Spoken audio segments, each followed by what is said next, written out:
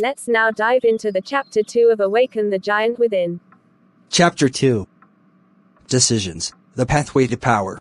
Man is born to live and not to prepare to live. Boris Pasternak. Do you remember when Jimmy Carter was still the President of the United States? The Empire was striking back, Yoda and Pac-Man were the rage, and nothing came between Brooke Shields and her Calvins? The Ayatollah Khomeini had come to power in Iran and held our fellow Americans hostage.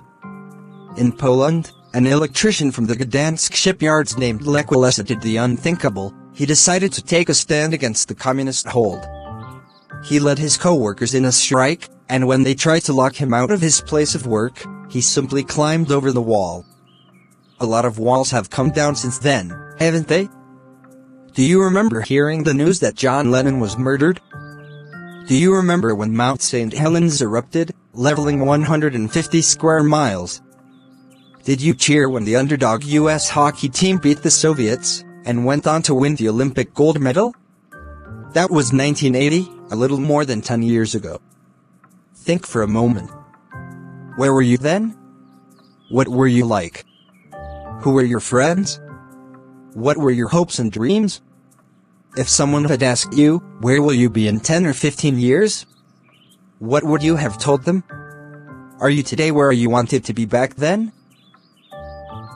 A decade can pass quickly, can't it? More importantly, maybe we should be asking ourselves, how am I going to live the next 10 years of my life? How am I going to live today in order to create the tomorrow I'm committed to? What am I going to stand for from now on? What's important to me right now, and what will be important to me in the long term? What actions can I take today that will shape my ultimate destiny? You see, 10 years from now, you will surely arrive. The question is, where? Who will you have become? How will you live? What will you contribute? Now is the time to design the next 10 years of your life, not once they're over. We must seize the moment. We're already immersed in the early pan of a new decade, and we're entering the final years of the 20th century, and shortly we'll be in the 21st century, a new millennium. The year 2000 will be here before you know it, and in a mere 10 years, you'll be looking back on this day and remembering it like you do 1980. Will you be pleased when you look back on the 90s, or perturbed? Delighted, or disturbed? In the beginning of 1980, was a 19-year-old kid. I felt alone and frustrated. I had virtually no financial resources. There were no success coaches available to me, no successful friends or mentors, no clear-cut goals. I was floundering and fat. Yet within a few short years I discovered a power that I used to transform virtually every area of my life. And once I'd mastered it, I used it to revolutionize my life in less than a year. It was the tool I used to dramatically increase my level of confidence, and therefore my ability to take action and produce measurable results.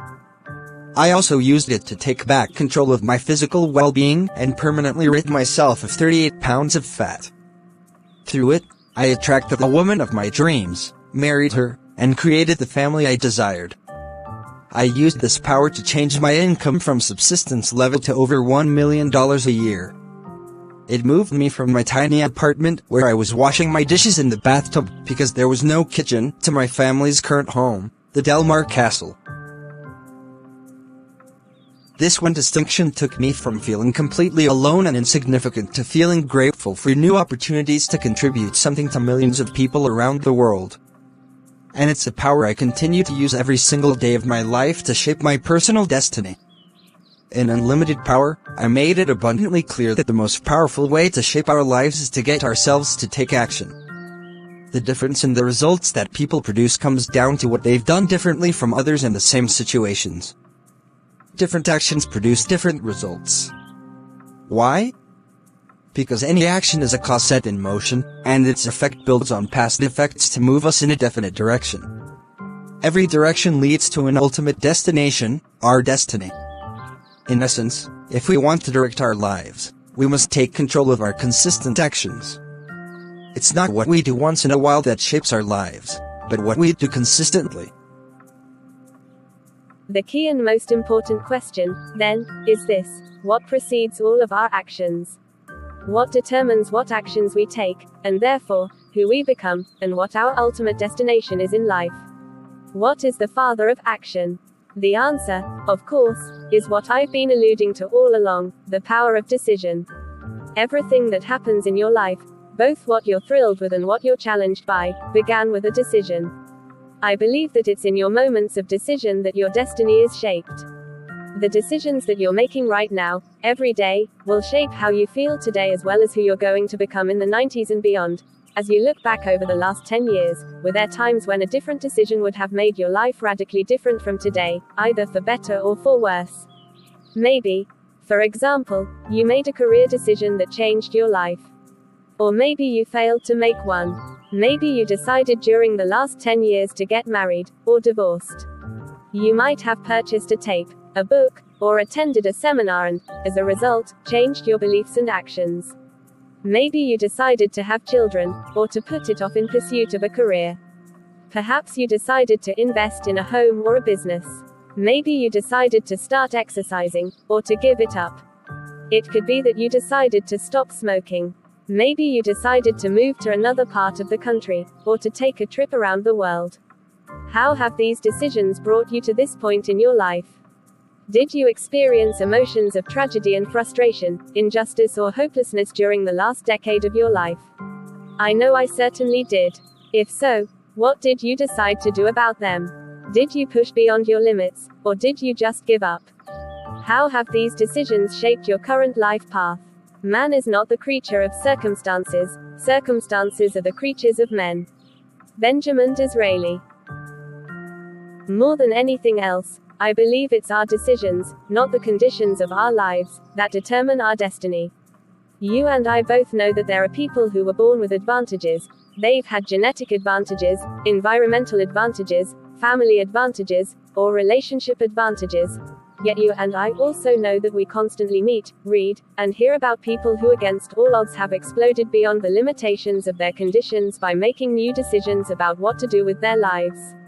They've become examples of the unlimited power of the human spirit. If we decide to, you and I can make our lives one of these inspiring examples. How? Simply by making decisions today about how we're going to live in the 90s and beyond. If you don't make decisions about how you're going to live, then you've already made a decision, haven't you? You're making a decision to be directed by the environment instead of shaping your own destiny.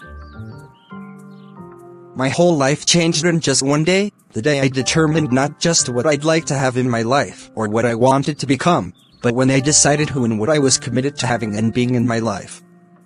That's a simple distinction, but a critical one. Think for a moment. Is there a difference between being interested in something and being committed to it? You bet there is. Many times people say things like, "Gosh, I really would like to make more money," or "I'd like to be closer to my kids," or "I'd really like to make a difference in the world." But that kind of statement is not a commitment at all. It's merely stating a preference, saying, "I'm interested in having this happen, if I don't have to do anything." That's not power. It's a weak prayer made without even the faith to launch it. Not only do you have to decide what results you are committed to, but also the kind of person that you're committed to becoming. As we discussed in Chapter 1, you have to set standards for what you consider to be acceptable behavior for yourself, and decide what you should expect from those you care about. If you don't set a baseline standard for what you'll accept in your life, you'll find it's easy to slip into behaviors and attitudes or a quality of life that's far below what you deserve. You need to set and live by these standards no matter what happens in your life.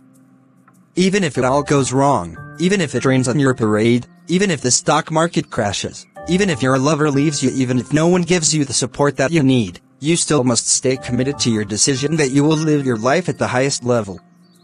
Unfortunately, most people never do this because they're too busy making excuses. The reason they haven't achieved their goals or are not living the lives they desire is because of the way their parents treated them, or because of the lack of opportunities that they experienced in their youth, or because of the education they missed, or because they're too old, or because they're too young. All of these excuses are nothing but belief systems. And they're not only limiting, they're destructive. Using the power of decision gives you the capacity to get past any excuse, to change any and every pan of your life in an instant. It can change your relationships, your working environment, your level of physical fitness, your income, and your emotional states. It can determine whether you're happy or sad, whether you're frustrated or excited, enslaved by circumstances, or expressing your freedom. It's the source of change within an individual, a family, a community, a society, our world. What's changed everything in Eastern Europe in the last few years? The people there, people like you and me, have made new decisions about what they'll stand for, what's acceptable and unacceptable to them, and what they'll no longer tolerate. Certainly Gorbachev's decisions helped pave the way, but like Wallace's determination and commitment to a higher standard built the road to massive economic and political change. I often ask people who complain about their jobs, "Why did you go to work today?" Their answer usually is, "Because I had to." You and I need to remember one thing: there is virtually nothing that we have to do in this country. You certainly don't have to go to work. Not here. And you certainly don't have to work at a particular location on a particular day. Not in America. You don't have to do what you've done for the last 10 years. You can decide to do something else, something new, today.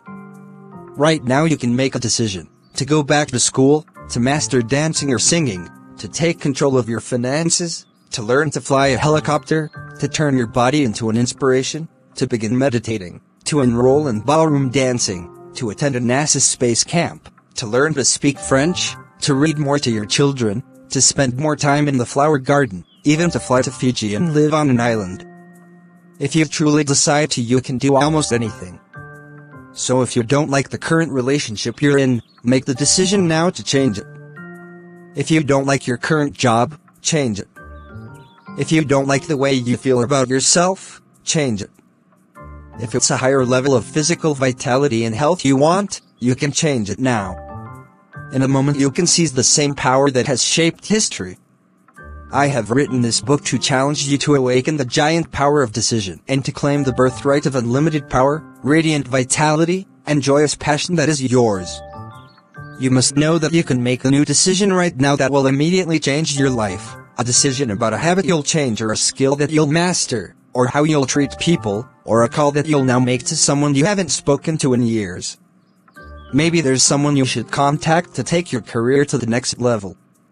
Maybe you could make a decision right now to enjoy and cultivate the most positive emotions that you deserve to experience daily. Is it possible you might choose more joy or more fun or more confidence or more peace of mind? Even before you turn the page, you can make use of the power that already resides within you. Make the decision now that can send you in a new, positive, and powerful direction for growth and happiness. Nothing can resist the human will that will stake even its existence on its stated purpose. Benjamin Disraeli. Your life changes the moment you make a new, congruent, and committed decision. Who would have thought that the determination and conviction of a quiet, unassuming man, a lawyer by trade and a pacifist by principle, would have the power to topple a vast empire? Yet Mahatma Gandhi's indomitable decision to rid India of British rule was a virtual powder keg that set in motion a chain of events that would forever change the balance of world power. People didn't see how he could accomplish his aims, but he'd left himself no other choice than to act according to his conscience. He simply wouldn't accept any other possibility. Decision was the source of John F. Kennedy's power as he faced off Nikita Khrushchev during the tense Cuban Missile Crisis and averted World War III. Decision was the source of Martin Luther King Jr.'s power as he gave voice so eloquently to the frustrations and aspirations of a people who would no longer be denied, and forced the world to take notice. Decision was the source of Donald Trump's meteoric rise to the top of the financial world, and also the source of his devastating downfall. It's the power that allowed Pete Rose to maximize his physical abilities to Hall of Fame potential, and then ultimately to destroy his life's dream. Decisions act as the source of both problems and incredible joys and opportunities. This is the power that sparks the process of turning the invisible into the visible. True decisions are the catalyst for turning our dreams into reality. The most exciting thing about this force, this power, is that you already possess it. The explosive impetus of decision is not something reserved for a select few with the right credentials or money or family background. It's available to the common laborer as well as the king. It's available to you now as you hold this book in your hands. In the very next moment you can use this mighty force that lies waiting within you if you merely muster the courage to claim it. Will today be the day you finally decide that who you are as a person is much more than you've been demonstrating? Will today be the day you decide once and for all to make your life consistent with the quality of your spirit? Then start by proclaiming, "This is who I am. This is what my life is about. And this is what I'm going to do. Nothing will stop me from achieving my destiny. I will not be denied." Consider a fiercely proud individual, a woman named Rosa Parks, who one day in 1955 stepped onto a bus in Montgomery, Alabama, and refused to give up her seat to a white person as she was legally required to do. Her one quiet act of civil disobedience sparked a firestorm of controversy and became a symbol for generations to follow. It was the beginning of the civil rights movement, a consciousness awakening groundswell that we are grappling with even today as we redefine the meaning of equality, opportunity, and justice for all Americans regardless of race, creed, or sex. Was Rosa Parks thinking of the future when she refused to give up her seat in that bus? Did she have a divine plan for how she could change the structure of a society? Perhaps. But what is more likely is that her decision to hold herself to a higher standard compelled her to act. What a far-reaching effect one woman's decision has had. If you're thinking, "I'd love to make decisions like that, but I've experienced real tragedies," let me offer you the example of Ed Roberts. He is an ordinary man confined to a wheelchair who became extraordinary by his decision to act beyond his apparent limitations. Ed has been paralyzed from the neck down since he was 14 years old. He uses a breathing device that he's mastered against great odds to lead a normal life by day, and he spends every night in an iron lung.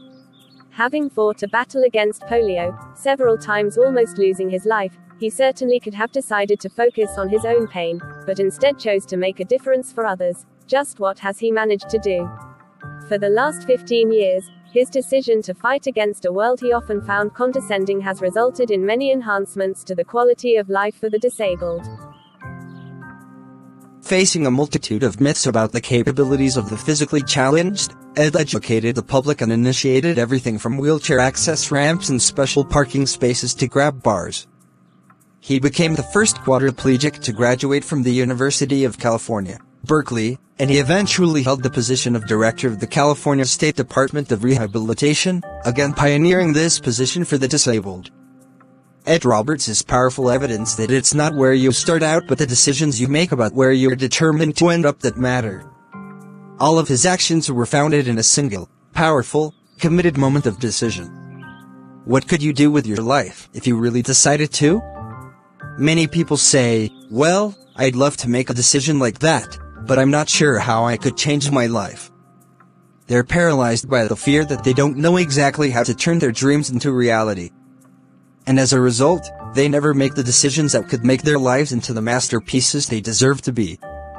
I'm here to tell you that it's not important initially to know how you're going to create a result. What's important is to decide you will find the way, no matter what. In Unlimited Power, I outlined what I call the ultimate success formula, which is an elementary process for getting you where you want to go. 1. Decide what you want. 2. Take action. 3. Notice what's working or not. And 4. Change your approach until you achieve what you want. Deciding to produce a result causes events to be set in motion. If you simply decide what it is you want, get yourself to take action, learn from it, and change your approach, then you will create the momentum to achieve the result. As soon as you truly commit to making something happen, the how will reveal itself. Concerning all acts of initiative and creation, there is one elementary truth. That the moment one definitely commits oneself, then providence moves. 2. Johann Wolfgang von Goethe. If making decisions is so simple and powerful, then why don't more people follow Nike's advice and just do it? I think one of the simplest reasons is that most of us don't recognize what it even means to make a real decision. We don't realize the force of change that a congruent, committed decision creates. Part of the problem is that for so long most of us have used the term decision so loosely that it's come to describe something like a wish list. Instead of making decisions, we keep stating preferences. Making a true decision, unlike saying, "I'd like to quit smoking," is cutting off any other possibility. In fact, the word decision comes from the Latin roots de, which means from, and cedere, which means to cut. Making a true decision means committing to achieving a result, and then cutting yourself off from any other possibility. When you truly decide you'll never smoke cigarettes again, that's it. It's over. You no longer even consider the possibility of smoking. If you're one of the people who's ever exercised the power of decision this way, you know exactly what I'm talking about. An alcoholic knows that even after years of absolute sobriety, if he fools himself into thinking that he can take even one drink, he'll have to begin all over again. After making a true decision, even a tough one, most of us feel a tremendous amount of relief. We've finally gotten off the fence. And we all know how great it feels to have a clear, unquestioned objective. This kind of clarity gives you power. With clarity, you can produce the results that you really want for your life. The challenge for most of us is that we haven't made a decision in so long we've forgotten what it feels like. We've got flabby decision-making muscles. Some people even have a hard time deciding what they're going to have for dinner. So how do we strengthen these muscles? Give them a workout. The way to make better decisions is to make more of them. Then make sure you learn from each one, including those that don't seem to work out in the short term. They will provide valuable distinctions to make better evaluations and therefore decisions in the future. Realize that decision making, like any skill you focus on improving, gets better the more often you do it. The more often you make decisions, the more you'll realize that you truly are in control of your life. You'll look forward to future challenges, and you'll see them as an opportunity to make new distinctions and move your life to the next level. I can't overemphasize the power and value of gaining even one single distinction, a sole piece of information, that can be used to change the course of your life. Information is power when it's acted upon, and one of my criteria for a true decision is that action flows from it. The exciting thing is that you never know when you're going to get it. The reason I read over 700 books, listened to tapes, and went to so many seminars is that I understood the power of a single distinction. It might be on the next page or in the next chapter of this book. It might even be something you already know. But for some reason, this is the time it finally sinks in and you begin to use it. Remember that repetition is the mother of skill. Distinctions empower us to make better decisions and, therefore, create the results that we desire for ourselves. Not having certain distinctions can cause you major pain. For example, many of the most famous people in our culture have achieved the dreams but have still not found a way to enjoy them. They often turn to drugs because they feel unfulfilled. This is because they are missing the distinction between achieving one's goals and living one's values, something you will learn to master in the pages to follow. Another distinction that many people don't have causes pain in their relationships on a regular basis. It's a rules distinction, another key element we'll be examining in our journey of self-discovery. Sometimes, not having a certain distinction can cost you everything. People who run strenuously yet continue to eat fatty foods, clogging up their arteries, caught heart attacks. For most of my life, I've pursued what the famed business expert Dr. W. Edwards Deming calls profound knowledge. To me, profound knowledge is any simple distinction, strategy, belief, skill, or tool that, the minute we understand it, we can apply it to make immediate increases in the quality of our lives. This book and my life have been committed to pursuing profound knowledge that has universal application to improving our personal and professional lives. I'm constantly figuring out how to communicate this knowledge with people in ways that truly empower them to improve their mental, emotional, physical, and financial destinies. It is in your moments of decision that your destiny is shaped. Anthony Robb1NS. 3 decisions that you make every moment of your life control your destiny. These 3 decisions determine what you'll notice, how you'll feel, what you'll do, and ultimately what you will contribute and who you become. If you don't control these 3 decisions, you simply aren't in control of your life. When you do control them, you begin to sculpt your experience. The 3 decisions that control your destiny are your decisions about what to focus on, your decisions about what things mean to you, your decisions about what to do to create the results you desire. You see, it's not what's happening to you now or what has happened in your past that determines who you become. Rather, it's your decisions about what to focus on, what things mean to you, and what you're going to do about them that will determine your ultimate destiny. Know that if anyone is enjoying greater success than you in any area, they're making these 3 decisions differently from you in some context or situation. Clearly, Ed Roberts chose to focus on something different than most people in his position would. He focused on how he could make a difference. His physical difficulties meant challenge to him. What he decided to do, clearly, was anything that could make the quality of life for others in his position more comfortable. He absolutely committed himself to shaping the environment in a way that would improve the quality of life for all physically challenged people. I know of no more encouraging fact than the unquestionable ability of man to elevate his life by a conscious endeavor. Henry David Thoreau. Too many of us don't make the majority of our decisions consciously, especially these 3 absolutely crucial ones. In so doing, we pay a major price. In fact, most people live what I call the Niagara syndrome. I believe that life is like a river, and that most people jump on the river of life without ever really deciding where they want to end up. So, in a short period of time, they get caught up in the current events, current fears, current challenges. When they come to forks in the river, they don't consciously decide where they want to go, or which is the right direction or them. They merely go with the flow. They become a part of the mass of people who are directed by the environment instead of by their own values. As a result, they feel out of control. They remain in this unconscious state until one day the sound of the raging water awakens them, and they discover that they're 5 feet from Niagara Falls in a boat with no oars. At this point, they say, "Oh, shoot." But by then it's too late. They're going to take a fall. Sometimes it's an emotional fall. Sometimes it's a physical fall. Sometimes it's a financial fall. It's likely that whatever challenges you have in your life currently could have been avoided by some better decisions upstream. How do we turn things around if we're caught up in the momentum of the raging river? Either make a decision to put both oars in the water and start paddling like crazy in a new direction, or decide to plan ahead. Set a course for where you really want to go, and have a plan or map so that you can make quality decisions along the way. Although you may never have even thought about it, your brain has already constructed an internal system for making decisions. This system acts like an invisible force, directing all of your thoughts, actions, and feelings, both good and bad, every moment that you live. It controls how you evaluate everything in your life, and it's largely driven by your subconscious mind. The scary thing is that most people never consciously set this system up. Instead, it's been installed through the years by sources as diverse as parents, peers, teachers, television, advertisers, and the culture at large.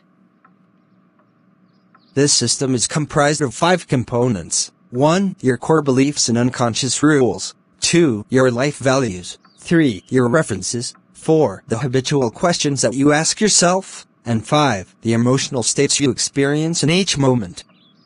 The synergistic relationship of these 5 elements exerts a force that's responsible for prompting you to, or stopping you from taking action, causing you to anticipate or worry about the future, making you feel loved or rejected, and dictating your level of success and happiness.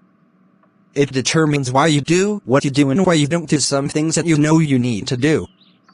By changing any one of these 5 elements, whether it's a core belief or a rule, a value, a reference, a question, or an emotional state, you can immediately produce a powerful and measurable change in your life. Most importantly, you'll be fighting the cause instead of the effects.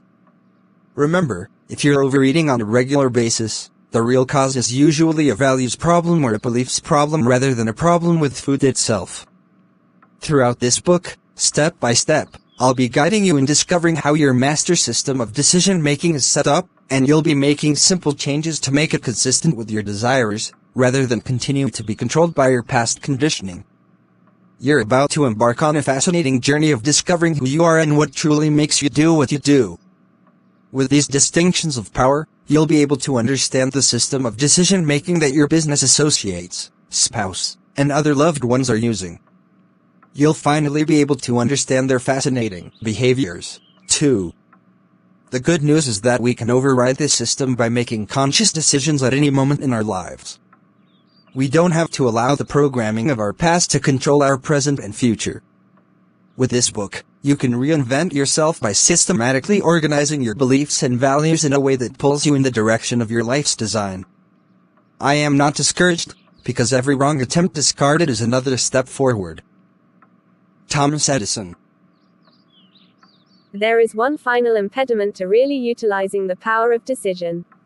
That is that we must overcome our fears of making the wrong decisions. Without a doubt, you will make wrong decisions in your life. You're going to screw up.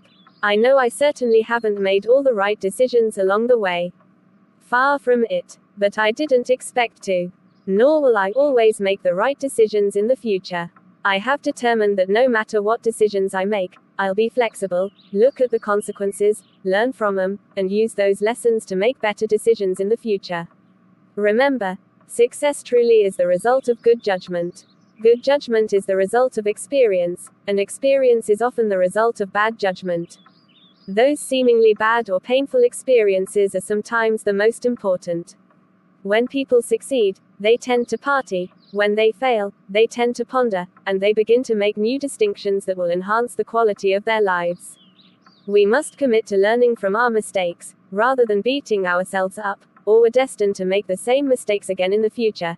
As important as personal experience is, think how invaluable it is to have a role model as well, someone who's navigated the rapids before you and has a good map for you to follow. You can have a role model for your finances, a model for your relationships, a model for your health, a model for your profession, or a model for any aspect of your life you're learning to master. They can save you years of pain and keep you from going over the falls. There will be times when you're on the river solo and you'll have to make some important decisions on your own. The good news is that if you're willing to learn from your experience, then even times you might think were difficult become great because they provide valuable information, key distinctions, that you will use to make better decisions in the future. In fact, any extremely successful person you meet will tell you, if they're honest with you, that the reason they're more successful is that they've made more poor decisions than you have. People in my seminars often ask me, how long do you think it will take for me to really master this particular skill? And my immediate response is, how long do you want it to take? If you take action 10 times a day, and have the proportionate learning experiences, while other people act on a new skill once a month, you'll have 10 months of experience in a day, you will soon master the skill, and will, ironically, probably be considered talented and lucky. I became an excellent public speaker because, rather than once a week, I booked myself to speak 3 times a day to anyone who would listen. While others in my organization had 48 speaking engagements a year, I would have a similar number within 2 weeks. Within a month, I'd have 2 years of experience. And within a year, I would have a decade's worth of growth. My associates talked about how lucky I was to have been born with such an innate talent. I tried to tell them what I'm telling you now, mastery takes as long as you want it to take. By the way, were all of my speeches great? Far from it. But I did make sure that I learned from every experience, and that I somehow improved until very soon I could enter a room of any size, and be able to reach people from virtually all walks of life. No matter how prepared you are, there's one thing that I can absolutely guarantee, if you're on the river of life, it's likely you're going to hit a few rocks. That's not being negative. That's being accurate. The key is that when you do run aground, instead of beating yourself up for being such a failure, remember that there are no failures in life. There are only results. If you didn't get the results you wanted, learn from this experience so that you have references about how to make better decisions in the future. We will either find a way, or make one. Hannibal. One of the most important decisions you can make to ensure your long-term happiness is to decide to use whatever life gives you in the moment. The truth of the matter is that there's nothing you can't accomplish if 1. You clearly decide what it is that you're absolutely committed to achieving, 2. You are willing to take massive action, 3. You notice what's working or not, and 4. You continue to change your approach until you achieve what you want, using whatever life gives you along the way. Anyone who's succeeded on a large scale has taken these 4 steps and followed the ultimate success formula. One of my favorite, ultimate success stories, is Mr. Seihiro Honda, founder of the corporation that bears his name. Like all companies, no matter how large, Honda Corporation began with a decision and a passionate desire to produce a result. In 1938, while he was still in school, Mr. Honda took everything he owned and invested it in a little workshop where he began to develop his concept of a piston ring. He wanted to sell his work to Toyota Corporation, so he labored day and night, up to his elbows in grease, sleeping in the machine shop, always believing he could produce the result. He even pawned his wife's jewelry to stay in business. But when he finally completed the piston rings and presented them to Toyota, he was told they didn't meet Toyota's standards. He was sent back to school for 2 years, where he heard the derisive laughter of his instructors and fellow students as they talked about how absurd his designs were. But rather than focusing on the pain of the experience, he decided to continue to focus on his goal. Finally, after 2 more years, Toyota gave Mr. Honda the contract he dreamed of. His passion and belief paid off because he had known what he wanted, taken action, noticed what was working, and kept changing his approach until he got what he wanted. Then a new problem arose. The Japanese government was gearing up for war, and they refused to give him the concrete that was necessary to build his factory. Did he quit there? No. Did he focus on how unfair this was? Did it mean to him that his dream had died? Absolutely not. Again, he decided to utilize the experience, and developed another strategy. He and his team invented a process for creating their own concrete, and then built their factory. During the war, it was bombed twice, destroying major portions of the manufacturing facility. Honda's response? He immediately rallied his team, and they picked up the extra gasoline cans that the US fighters had discarded. He called them gifts from President Truman, because they provided him with the raw materials he needed for his manufacturing process, materials that were unavailable at the time in Japan. Finally, after surviving all of this, an earthquake leveled his factory. Honda decided to sell his piston operation to Toyota. Here is a man who clearly made strong decisions to succeed. He had a passion for and belief in what he was doing. He had a great strategy. He took massive action. He kept changing his approach, but still he did not produce the results that he was committed to. Yet he decided to persevere. After the war, a tremendous gasoline shortage hit Japan, and Mr. Honda couldn't even drive his car to get food for his family. Finally, in desperation, he attached a small motor to his bicycle. The next thing he knew, his neighbors were asking if he could make one of his motorized bikes for them. One after another, they jumped on the bandwagon until he ran out of motors. He decided to build a plant that would manufacture motors for his new invention, but unfortunately he didn't have the capital. As before, he made the decision to find a way no matter what. His solution was to appeal to the 18,000 bicycle shop owners in Japan by writing them each a personal letter. He told them how they could play a role in revitalizing Japan through the mobility that his invention could provide, and convinced 5,000 of them to advance the capital he needed. Still, his motorbike sold to only the most hardcore bicycle fans because it was too big and bulky. So he made one final adjustment, and created a much lighter, scaled-down version of his motorbike.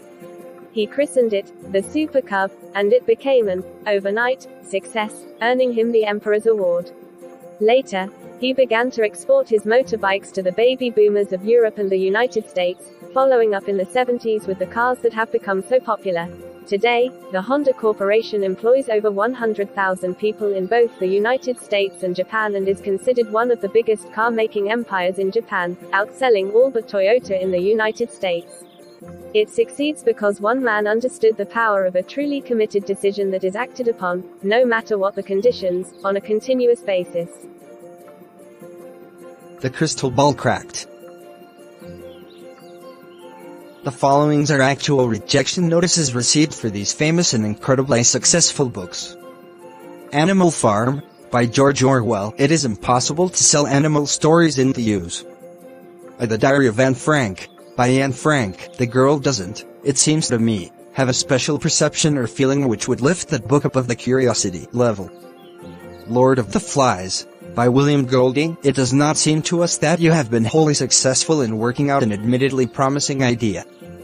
Lady Chatterley's Lover, by D.H. Lawrence. For your own good, do not publish this book. Lust for Life, by Livingstone. A long, dull novel about an artist. Honda certainly knew that sometimes when you make a decision and take action, in the short term it may look like it's not working. In order to succeed, you must have a long-term focus. Most of the challenges that we have in our personal lives, like indulging constantly in overeating, drinking, or smoking, to feeling overwhelmed and giving up on our dreams, come from a short-term focus. Success and failure are not overnight experiences. It's all the small decisions along the way that cause people to fail. It's failure to follow up. It's failure to take action. It's failure to persist. It's failure to manage our mental and emotional states. It's failure to control what we focus on. Conversely, success is the result of making small decisions, deciding to hold yourself to a higher standard, deciding to contribute, deciding to feed your mind rather than allowing the environment to control you. These small decisions create the life experience we call success. No individual or organization that has become successful has done so with short-term focus. On a national scale, most of the challenges that we're currently experiencing are the result of not thinking of the potential consequences of the decisions we've made. Our crises, the S&L scandal, the challenge in our balance of trade, the budget deficit, our educational malaise, drug and alcohol problems, all are the result of short-term thinking. This is the Niagara Syndrome at its most potent. While you're raging along the river, focusing on the next rock you might hit, you don't or can't see far enough ahead of you to avoid the falls. As a society, we're so focused on instantaneous gratification that our short-term solutions often become long-term problems. Our kids have trouble paying attention in school long enough to think, memorize, and learn, partly because they've become addicted to instantaneous gratification from constant exposure to things like video games, TV commercials, and MTV. As a nation, we have the highest number of overweight children in history because of our unrelenting pursuit of the quick fix, fast food, instant pudding, and microwave brownies. In business, too, this kind of short-term focus can be deadly. The whole controversy surrounding the Exxon Valdez disaster could have been averted by making one small decision. Exxon could have outfitted its tankers with double hulls, a proactive decision that would have prevented oil spills in the event of collision.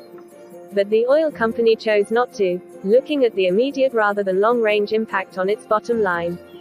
Following the crash and resultant spill, Exxon is responsible for paying a whopping $1.1 billion as some compensation for the devastating economic damage it has caused, not to mention the immeasurable ecological destruction to Alaska and surrounding areas. Deciding to commit yourself to long-term results, rather than short-term fixes, is as important as any decision you'll make in your lifetime. Failing to do this can cause not only massive financial or societal pain, but sometimes even the ultimate personal pain. One young man you may have heard of dropped out of high school because he decided he wasn't going to wait any longer to follow his dream of becoming a famous musician. But this dream didn't become reality quickly enough. In fact, by the time he was 22, he feared that he had made the wrong decision, and that no one would ever love his music. He'd been playing in piano bars, and he was flat broke, sleeping in laundromats because he no longer had a home. The only thing that had been holding him together was his romantic relationship. Then his girlfriend decided to leave him, and when she did, it pushed him over the edge. He immediately focused on how he could never again find another woman as beautiful as she. What this meant to him was that his life was over, so he decided to commit suicide. Fortunately, before doing so, he reconsidered his options and decided instead to check into a mental institution. Spending time there gave him some new references about what real problems were. He later recalled saying, "Oh, I'll never get that low again." He now declares, "It was one of the best things I ever did because I've never gotten to feel sorry for myself, no matter what's happened. Any problem since then is nothing compared with what I've seen other people go through." Asterisk by renewing his commitment and following his dream long term, he eventually had all that he wanted. His name? Billy Joel. Can you imagine that this man, whom millions of fans love and supermodel Christy Brinkley married, was ever worried about the quality of his music or finding a woman as beautiful as his ex-girlfriend? The key to remember is that what appeared to be impossible in the short term turned into a phenomenal example of success and happiness in the long term. Billy Joel was able to pull himself out of his depression by directing the 3 decisions that we all control each moment of our lives: what to focus on, what things mean, and what to do in spite of the challenges that may appear to limit us. He raised his standards, backed them up with new beliefs, and implemented the strategies he knew he must.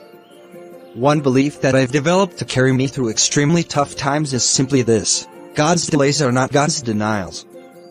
Often, what seems impossible in the short term becomes very possible in the long term if you persist. In order to succeed, we need to discipline ourselves to consistently think long term. A metaphor that I use to remind myself of this is comparing life's ups and downs to the changing of the seasons. No season lasts forever because all of life is a cycle of planting, reaping, resting, and renewal. Winter is not infinite. Even if you're having challenges today, you can never give up on the coming of spring. For some people, winter means hibernation. For others, it means bobsledding and downhill skiing. You can always just wait out the season, but why not make it into a time to remember? Harness the power of decision.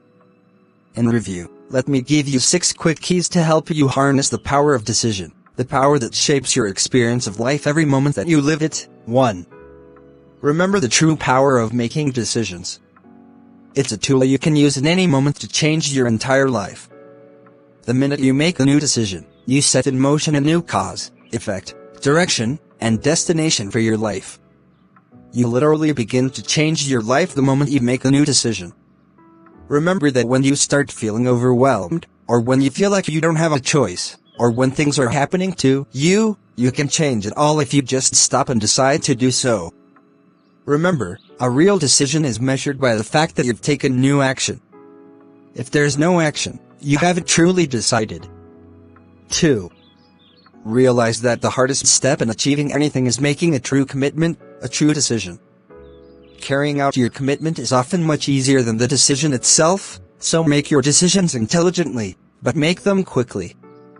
Don't labor forever over the question of how or if you can do it. Studies have shown that the most successful people make decisions rapidly because they are clear on their values and what they really want for their lives. The same studies show that they are slow to change their decisions, if at all. On the other hand, people who fail usually make decisions slowly and change their minds quickly, always bouncing back and forth. Just decide. Realize that decision-making is a kind of act in itself, so a good definition for a decision might be information acted upon. You know you've truly made a decision when action flows from it. It becomes a cause set in motion. Often the effect of making a decision helps create the attainment of a larger goal. A critical rule I've made for myself is never to leave the scene of a decision without first taking a specific action toward its realization. 3. Make decisions often. The more decisions you make, the better you're going to become at making them. Muscles get stronger with use, and so it is with your decision-making muscles. Unleash your power right now by making some decisions you've been putting off. You won't believe the energy and excitement it will create in your life. 4. Learn from your decisions. There's no way around it. At times, you're going to screw up, no matter what you do. And when the inevitable happens, instead of beating yourself into the ground, learn something. Ask yourself, what's good about this? What can I learn from this? This failure may be an unbelievable gift in disguise if you use it to make better decisions in the future. Rather than focus on the short-term setback, choose instead to learn lessons that can save you time, money, or pain, and that will give you the ability to succeed in the future. 5. Stay committed to your decisions, but stay flexible in your approach. Once you've decided who you want to be as a person, for example, don't get stuck on the means to achieving it. It's the end you're after. Too often, in deciding what they want for their lives, people pick the best way they know at the time. They make a map, but then don't stay open to alternate routes. Don't become rigid in your approach. Cultivate the art of flexibility. 6. Enjoy making decisions. You must know that in any moment a decision you make can change the course of your life forever. The very next person you stand behind in line or sit next to on an airplane, the very next phone call you make or receive, the very next movie you see or book you read or page you turn could be the one single thing that causes the floodgates to open, and all of the things that you've been waiting for to fall into place. If you really want your life to be passionate, you need to live with this attitude of expectancy. Years ago, I made what seemed like a small decision, and it has powerfully shaped my life. I decided to do a seminar in Denver, Colorado. That decision caused me to meet a lady named Becky. Her last name now is Robbins, and she is definitely one of the greatest gifts of my life. On that same trip, I decided to write my first book, which is now published in 11 languages around the world.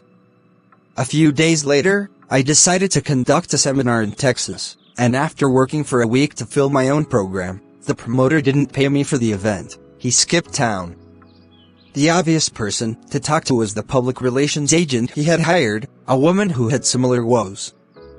That woman became my literary agent and helped to get that first book published.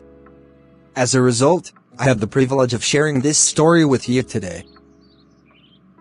At one time, I also decided to take on a business partner. Choosing not to investigate his character in advance was a poor decision on my part.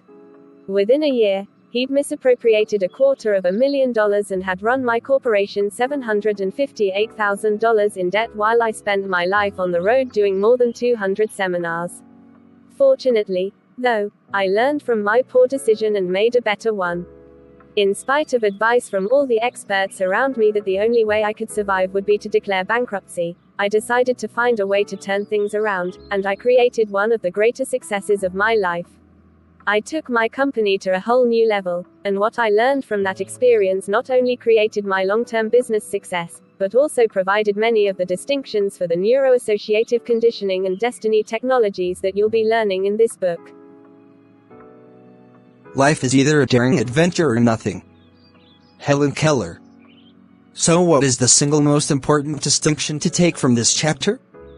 Know that it's your decisions, and not your conditions, that determine your destiny. Before we learn the technology for changing how you think and how you feel every day of your life, I want you to remember that, in the final analysis, everything you've read in this book is worthless. Every other book you've read or tape you've heard or seminar you've attended is worthless. Unless you decide to use it. Remember that a truly committed decision is a force that changes your life. It's a power available to you in any moment if you just decide to use it. Prove to yourself that you've decided now. Make one or two decisions that you've been putting off, one easy decision and one that's a bit more difficult. Show yourself what you can do. Right now, stop. Make at least one clear-cut decision that you've been putting off. Take the first action toward fulfilling it, and stick to it. By doing this, you'll be building that muscle that will give you the will to change your entire life. You and I both know that there are going to be challenges in your future. But as Lech Wałęsa and the people of Eastern Europe have learned, if you've decided to get past the walls, you can climb over them, you can break through them, you can tunnel under them, or you can find a door. No matter how long a wall has stood, none has the power to withstand the continued force of human beings who have decided to persist until it has fallen. The human spirit truly is unconquerable. But the will to win, the will to succeed, to shape one's life, to take control, can only be harnessed when you decide what you want, and believe that no challenge, no problem, no obstacle can keep you from it. When you decide that your life will ultimately be shaped not by conditions, but by your decisions, then, in that moment, your life will change forever, and you will be empowered to take control of your life and decisions. That's the end of the second chapter of Awaken the Giant Within. Watch out soon for chapter 3. Kindly subscribe to this channel if you haven't. Turn on the notification to get notified of our next updates. You can as well recommend and share this video to several others. Thanks very much for your support and staying with us. Keep learning and exploring to do greater exploits. Until then, bye.